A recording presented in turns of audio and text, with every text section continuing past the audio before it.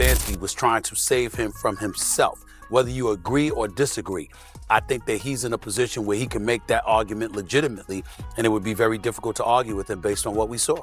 Like that was a big deal. Like that was somewhat of a surprise to a lot of people. Head coach Kevin Stefanski did not want Shedeur Sanders. The GM Andrew Berry clearly did not want Shedeur Sanders. We know what the collusion looked like. We got people talking about the NFL got together with this collusion and calling these. After Shedeur Sanders formally and spectacularly leaves the Browns, Kevin Stefanski is enraged. Cleveland is in astonishment as what began as a passionate argument has now descended into a full-fledged franchise crisis. The Browns are in danger of disintegrating due to this breakdown. Shedeur Sanders is a very exceptional, excellent quarterback. Following a furious altercation with head coach Kevin Stefanski, Shedeur Sanders has formally left the Cleveland Browns, and the entire organization was shocked by how it transpired. There was no trade here. This was a quarterback standing up in the middle of a team meeting, proclaiming he was done and walking out while his stunned teammates watched in silence. Nothing in sports has ever angered me more than what the NFL has done to Shedeur Sanders. Everything fell apart during the offensive installation in the morning. The focus was on the third down packages against the scout defense, the level of specific work that each team completes each week. Stefanski questioned Sanders' choices in front of the audience as he focused on his execution. What began as coaching corrections swiftly became more serious. It was all about Shedeur today. Sanders got to his feet and said something that nobody had anticipated. "I've finished this." There was only a rookie quarterback making it plain that he was done. No hesitation, no second thoughts. He didn't look back after that. Coaches attempted to intervene and defuse the tension. Sanders, however, continued to walk. Not a single word was acknowledged by him. He didn't look around. He immediately exited the building, entered the parking lot, got into his vehicle, and drove off. Stefanski said yesterday after the final preseason game when the Cleveland Browns took on the Los Angeles Rams, said some very interesting things about Shedeur. The stillness inside the building was so overwhelming that attention turned to Kevin Stefanski because although Sanders' exit was spectacular, the coach's response demonstrated how deeply ingrained this fracture is. Later, Stefanski made an effort to be professional at the podium. "We have supported him to the fullest extent possible. You have to prioritize the team at some point. That cannot be negotiated." To document how people change their opinions, Dan or Schlofsky. It had a controlled, nearly serene sound. However, many within the building claim that Stefanski wasn't really like that. Assistants spoke of an explosion they had never seen before behind closed doors. One coach with 2 decades of NFL experience expressed it clearly. "That is unlike any Kevin I've ever seen." And it was a small spark that ignited everything.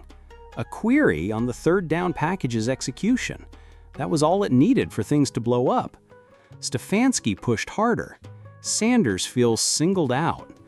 Next came the exit that nobody in that room will ever forget. You have to give this man an opportunity. You have to give Shedeur Sanders an opportunity. This wasn't an annoyance following a poor performance. This was not a sentimental side rebuttal.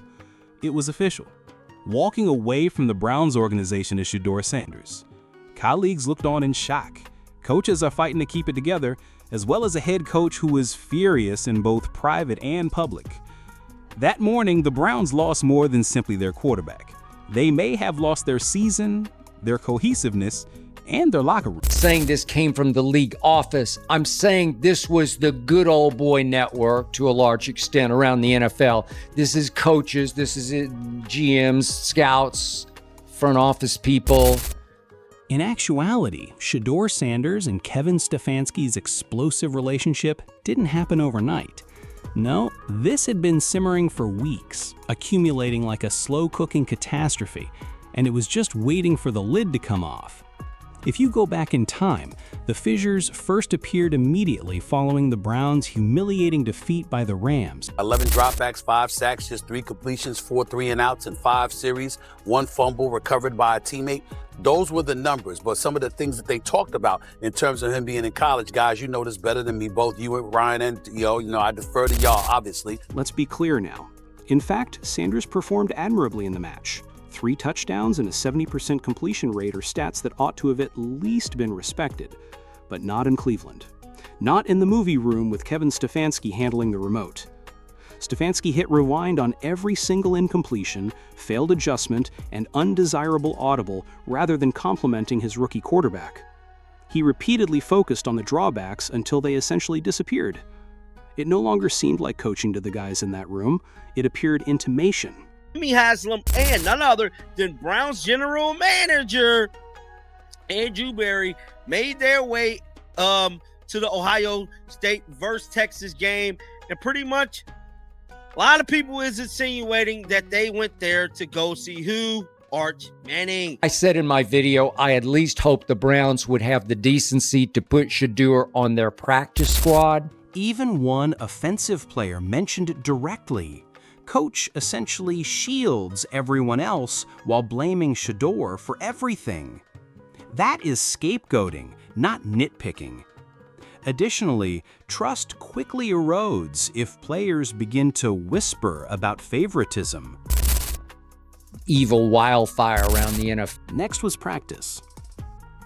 You should reconsider assuming that Sanders, the projected franchise quarterback, will receive the royal treatment. He was required by Stefansky to share first-team reps with backups, occasionally even allocating more snaps to journeymen, veterans rather than rookies. The entire company had invested. It seemed like sabotage to Sanders. You were chosen to represent the team in the draft. You're getting excited about ownership. Fans are purchasing jerseys bearing your name. Additionally, you are being treated like the last person on the depth chart by your own coach. That is fuel for the fire. And I'll say it again, do not underestimate how many head coaches out there in the NFL were scared to death of taking Shedeur because they were scared to death that either Dion would soon campaign for their job or maybe the owner would start thinking, man. Since Stefanski and Sanders weren't only at odds over mechanics or play calls, I could get philosophical. No, there was a serious cultural conflict here. Stefansky is the traditional kind. Hierarchy is important. You have to gain respect. Until the coach determines you're ready, you work silently. He has been using the same formula for years. I think Shedeur Sanders is a top 5 pick next year. Sanders, he's not from this world. He knows his brand. He has authority. He was raised in a time when young athletes didn't wait for approval. They hoped to have an influence right now. While he is being undercut, he will not sit silently and nod. Managers not to pick Shedeur Sanders, to humble this kid, to make an example out of him. What occurs then when a quarterback from a new school who doesn't follow the rules is placed in the same room with an old-fashioned disciplinarian? You get fireworks, the type that burn down the entire structure, not the entertaining 4th of July kind. This was more than just a disagreement between a coach and a player. This was a collision between generations. Sanders demands respect, whereas Stefansky demands control. Rather than allowing an inch, they are both doubling down. Although none is incorrect in their own right, they are totally incompatible when thrown together. There was no going back after both sides had gotten involved. Haslam just saw Shedeur as a publicity stunt, anything to take some of the focus off the fact that the Browns have the worst odds to win the Super Bowl in the NFL. Naturally, Stefansky and Sanders weren't the only victims of this drama.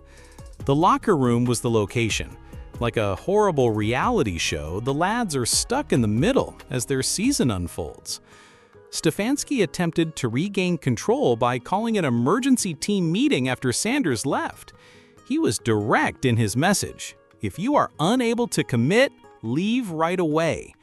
He tried to make it very evident that the team comes before any individual by painting a line in the sand. Misuse and the mistreatment that they're doing to Shedeur Sanders. Here's the issue though.